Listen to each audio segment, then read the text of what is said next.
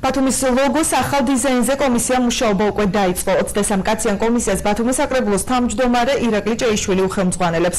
კომისიაში ასევე შედიან ბათუმის მერიის საზოგადოებასთან ურთიერთობის სამსახურის უფროსი თეკლა ჩიჩუა, ტურიზმის და კურორტების დეპარტამენტის თავმჯდომარე დემურ დიასამიძე, პოეტები ბელა ქებურია და ვახტანგ გლონტი, ფოტოგრაფი შოთა გუჯაბიძე, აჭარის მწერალთა კავშირის თავმჯდომარე და ასევე საკრებულოს წევრი დავით თედორაძე და სხვები.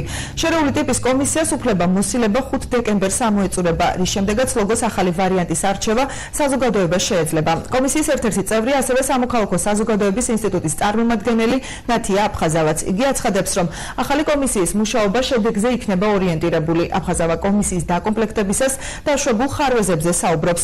შეგახსენებთ, რომ ბათუმის ახალ ლოგოსა და სლოგანს კვლავ კომპანია ACT შექმნის. ქალაქის მერიამ შენიშვნების მიუხედავად კომპანიას კონტრაქტი 10 იანვრამდე გაუგრძელა.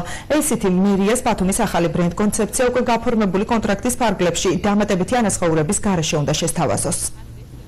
დღესდღეობით საკმაოდ ესეთ მრავალრიცხოვანი არის ეს კომისია, თუმცა მე ვისურვებდი, რომ იქ ადგილობრივი დიზაინერებიც ყოფილიყვნენ კომისიაში ძალიან კარგი იქნებოდა, თუმცა ამ შემთხვევაში, რადგან არასამთავრობო ორგანიზაციები არიან წარმოდგენილი, ჩვენ მოგვეცემა ის საშუალება, რომ ეს იგივე კვლევის კომპონენტი, ლოგოს დიზაინის კომპონენტი უფრო ფართო მასების მივაწოდოთ და წინა პერიოდში ვინც საინტერესებული იყო იმ ორგანიზაციებს თუ ფიზიკურ პირებს მივაწოდოთ ეს ინფორმაცია და ვუსრულყოთ მაქსიმალურად ამ ინფორმაციის საჯაროებას და ხელმისაწვდომობა. კომისია შეიქმნა ბატონი გიორგი ერმაკოვის მერის ბრძანებით, კომისიის ხელმძღვანელობს ბატონი ირაკლი ჭეიშვილი.